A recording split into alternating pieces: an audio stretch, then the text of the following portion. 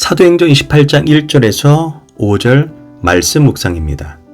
우리가 구조된 후에 안즉 그 섬은 멜리데라 하더라. 비가 오고 날이 참에 원주민들이 우리에게 특별한 동정을 하여 불을 피워 우리를 다 영접하더라. 바울이 나무 한 묶음을 거두어 불에 넣으니 뜨거움으로 말미암아 독사가 나와 그 손을 물고 있는지라. 원주민들이 이 짐승이 그 손에 매달려 있음을 보고 서로 말하되 진실로 이 사람은 살인한 자로다. 바다에서는 구조를 받았으나 공의가 그를 살지 못하게 함이로다 하더니 바울이 그 짐승을 불에 떨어버리며 조금도 상함이 없더라. 아멘. 할렐루야. 오늘도 좋은 날입니다. 사도행전 28장 1절에서 5절 말씀 묵상입니다. 오늘은 우연 속에 있는 하나님의 섭리라는 제목으로 말씀을 나누도록 하겠습니다. 우리의 삶을 돌아보면 때로는 왜 하필 나에게 이런 일이 일어났을까 라는 생각이 들 때가 있습니다. 내가 원했던 길이 아니라 전혀 예상하지 못했던 길로 우리 인생이 흘러갈 때가 있습니다. 그런데 오늘 본문을 보면 사람의 눈에는 우연처럼 보이는 사건들 속에서도 하나님의 분명한 계획이 있음을 발견하게 됩니다. 바울이 탄 배는 유라굴라 광풍을 만나 파손하게 되었고 바울과 276명의 사람들은 생각지도 못한 한 섬에 도착하게 됩니다. 그 섬은 멜리데 섬이고 오늘날의 몰타라는 섬입니다. 당시에는 전혀 알 수도 없고 갈 수도 없었던 섬입니다. 그들이 그 섬에 가고 싶어서 간 것이 아닙니다. 풍랑 때문에 어쩔 수 없이 가게 된 섬입니다. 그러나 거기에 보이지 않는 하나님의 위대한 섭리와 경륜이 있었던 것입니다. 바로 바울이 그곳에서 복음을 최초로 전하게 된 곳입니다. 오늘날의 몰타 그레데 섬은 90%가 크리스찬입니다. 사실 그 당시 멜리데는 우상과 미신의 땅이었지만 그곳에 복음이 들어가게 된 곳입니다. 어떻게 보면 사람에게는 우연처럼 보이지만 하나님의 필연적인 계획 속에 멜리데의 구원의 소식이 전해진 것입니다. 때때로 우리도 원하지 않는 일을 만나고 원하지 않는 길을 걷고 원하지 않는 삶을 살아가야 할 때가 있습니다. 그러나 그때 우리는 기억해야 합니다.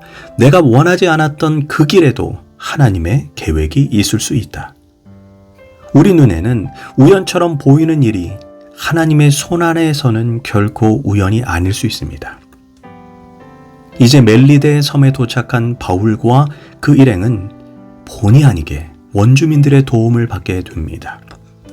풍랑으로 지친 그들에게 원주민들은 모닥불을 피워주었습니다. 그들은 추위에 젖은 옷도 말리고 추위를 면하려고 모두 모닥불 주위에 앉아 있었습니다. 그때 바울이 모닥불 주위에 둘러선 사람들을 좀 더 따뜻하게 해주기 위해 나무단을 들고 와서 불에 넣는데 어떤 일이 벌어졌습니까? 나무단에서 뱀이 나와 바울의 손을 물었던 것입니다. 그 모습을 본 원주민들은 바울의 손이 퉁퉁 붓고 금방이라도 죽을 것이라고 생각했습니다. 그 당시 그들의 미신적인 문화에 의하면 불 속에서 나온 독사에게 물린 사람은 살인자라고 생각했습니다. 이것은 신의 심판이며 그가 살인자이기 때문에 뱀에게 물렸다고 생각한 것입니다. 그러나 한참을 기다려도 아무 일도 일어나지 않자 그들은 생각을 바꾸기 시작했습니다. 그를 살인자가 아니라 하늘에서 보낸 신이라고 생각했습니다. 우리는 여기서 복음의 능력은 환경이나 종교적인 전통이나 문화의 영향력을 뛰어넘는다는 사실을 보게 됩니다. 마가복음 16장 17절에서 믿는 자들에게 이런 표적이 따르리니 곧 그들이 내 이름으로 귀신을 쫓아내며 새 방언을 말하며 뱀을 집어 올리며 무슨 독을 마실지라도 해를 받지 아니하며 병든 사람에게 손을 얹은 즉 나으리라. 이 말씀이 그대로 바울에게 적용된 것입니다. 물론 이 모든 기적이 모든 믿는 자들에게 항상 아무 때나 일어나는 것은 아닙니다. 그러나 하나님은 복음 전파를 위해 때로는 그런 기적과 놀라운 은혜를 우리에게 허락하신다는 것입니다. 이 멜리데 섬 사람들과 추장인 보블리오가 이 일로 크게 감동을 받게 됩니다. 7절과 8절입니다. 이 섬에서 가장 높은 사람 보블리오라 하는 이가 그 근처에 토지가 있는지라 그가 우리를 영접하여 사흘이나 친절히 머물게 하더니 보블리오의 부친이 열병과 이질에 걸려 누워있거늘 바울이 들어가서 기도하고 그에게 안수하며 낫게 하매 열병과 이질이 남에 병원에 가서 진찰을 받고 약을 먹는 것이 사실 제일 좋습니다. 그러나 그 당시에 그곳에는 그런 여건이 전혀 없었습니다. 하나님밖에 도와줄 리가 없었습니다. 바울이 안수했을 때 초자연적인 기적이 일어났고 그 모습을 본 사람들은 복음의 능력을 경험하게 된 것입니다. 저는 이런 일이 현대에도 복음 전파를 위해 충분히 일어날 수 있다고 믿습니다. 왜 그렇습니까? 하나님은 어제나 오늘이나 영원토록 동일하시기 때문입니다. 또한 보블리오의 부친이 치료받는 것을 통해 많은 사람들이 기뻐하고 감사했고 많은 사람들도 바울을 통해 치료의 기적을 경험하게 되면서 복음을 자연스럽게 받아들이게 됩니다. 우리 이 사건을 통해 세 가지 사실을 기억해야 합니다. 첫째, 믿는 자의 삶에 우연은 없다는 것입니다. 바울은 유라굴라 광풍을 통해 원하지 않았던 섬에 도착했습니다. 그러나 그곳에는 바울을 통해 사람들을 구원하고자 하시는 하나님의 놀라운 섭리가 숨겨져 있었던 것입니다. 이것을 통해 우리가 구원받은 이후의 삶에는 절대로 버려지는 것이 없다는 사실을 알 수 있습니다. 우리가 실패라고 생각했던 일 뒤에도 모든 것이 합력하여 선을 이루시는 하나님의 계획이 숨겨져 있을 수 있는 것입니다. 지금 당장 내가 이해하지 못하는 일이 있다 해서 하나님의 계획이 없는 것이 아닙니다. 지금 내가 걷고 있는 길이 내가 원했던 길이 아니라고 해서 잘못된 길이라고 단정할 수도 없습니다. 하나님께서는 우리가 이해하지 못하는 순간에도 일하고 계십니다. 둘째, 멜리데 섬에서 있었던 이 기적의 경험들이 지금도 전 세계의 선교 현장에서 일어나고 있다는 것입니다. 저는 한 인도 선교사님의 간증을 들은 적이 있습니다. 인도에서 복음을 전하는데 아주 험상궂은 인도 청년들이 찾아왔습니다. 그들은 기독교를 매우 증오하는 사람들이었습니다. 그 뒤 안진뱅이 한 사람을 데려오더니 이 사람을 즉시 일으키지 않으면 당신을 우리가 죽이겠소 라고 겁박했다는 것입니다.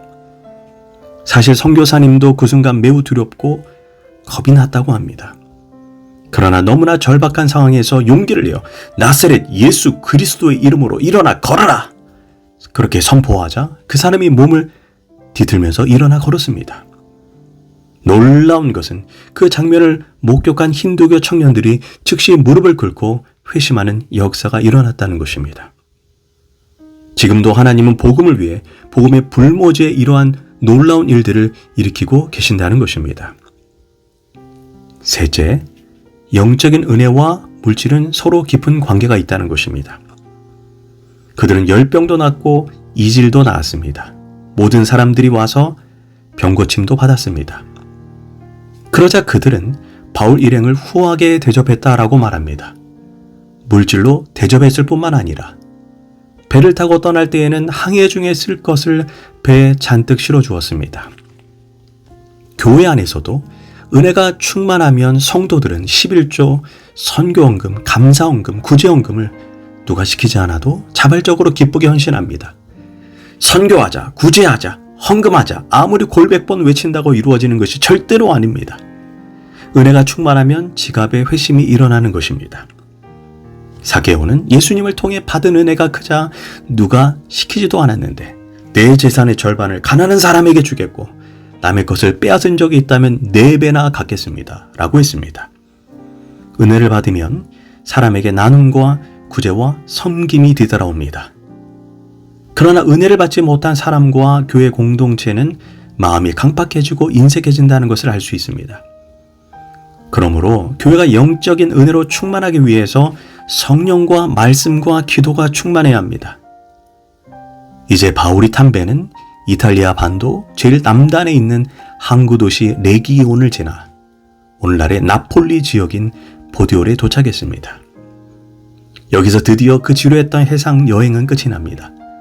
바울은 이곳에서부터 약 70마일 떨어진 로마까지 육로로 여행을 하게 됩니다.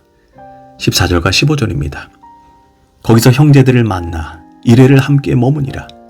그래서 우리는 이와 같이 로마로 가니라. 그곳 형제들이 우리의 소식을 듣고 앞비오 광장과 트레이스 타베르네까지 맞으러 오니 바울이 그들을 보고 하나님께 감사하고 담대한 마음을 얻으니라. 즉 바울이 로마에 도착했을 때 그곳에서 믿음의 형제들이 바울을 만나기 위해 마중 나왔다는 것입니다. 놀랍게도 이미 로마에는 그리스도인들이 있었습니다. 바울은 AD 57년경 고린도에서 3개월 정도 머물면서 로마서를 기록했습니다. 로마에 있는 유대 기독교인과 이방 기독교인에게 복음을 확고하게 전하기 위해 미리 기록한 것입니다. 사실 바울이 로마서를 기록한 이유 가운데 하나는 자신이 여러 번 로마에 가고자 했지만 길이 계속해서 막혔기 때문입니다. 그래서 혹시라도 가지 못하게 될 수 있어 로마서를 미리 기록하고 보낸 것입니다. 만약 바울이 쉽게 로마로 갈 수 있었다면 우리는 그 위대한 로마서를 갖지 못했을 수도 있습니다. 여기에 하나님의 보이지 않은 경륜이 숨겨져 있습니다. 바울은 3년 전에 로마서를 보낼 때 이 서신을 누가 읽을지, 이 말씀이 어떻게 역사할지 전혀 예측할 수가 없었습니다. 그런데 로마서를 통해 말씀으로 양육된 그리스도인들이 로마 땅에 있었던 것입니다. 이들은 사도 바울이 온다는 소식을 듣고 이곳까지 마중을 나왔습니다. 바울은 그들을 통해 큰 위로를 받았다고 말합니다. 더 나아가 이후에 죄수의 신분으로 온 바울, 이 초라한 죄수를 통해 로마 제국이 복음 앞에 무릎을 꿇고 나중에는 남녀노소를 불문하고 목에 십자가를 걸고 다니는 나라로 바뀌리라 누가 상상이나 했겠습니까? 사랑하는 여러분, 우리 인생에도 멜리데의 섬이 있습니다. 원하지 않았던 풍랑 때문에 도착한 곳, 실패했다고 생각했던 자리, 길이 막혀서 어쩔 수 없이 돌아간 길이 있습니다. 그러나 오늘 말씀은 우리에게 묻습니다. 그곳에 하나님의 계획이 없다고 누가 말할 수 있겠습니까? 내가 우연이라고 생각했던 그곳에 하나님의 섭리가 있을 수 있습니다. 내가 실패라고 생각했던 그곳에 하나님께서 새로운 일을 시작하실 수 있습니다. 그러므로 오늘 내가 이해하지 못하는 일을 만났다고 낙심하지 마십시오. 하나님께서는 우리 인생에 한 걸음씩 인도하고 계십니다. 지금 내 눈에 보이지 않아도 하나님은 일하고 계십니다. 기도하겠습니다. 주님, 우연처럼 보이는 모든 순간에도 하나님의 섭리가 있음을 믿게 하시고 오늘도 우리의 삶을 인도하시는 주님을 신뢰하게 하소서. 예수님의 이름으로 기도합니다. 아멘.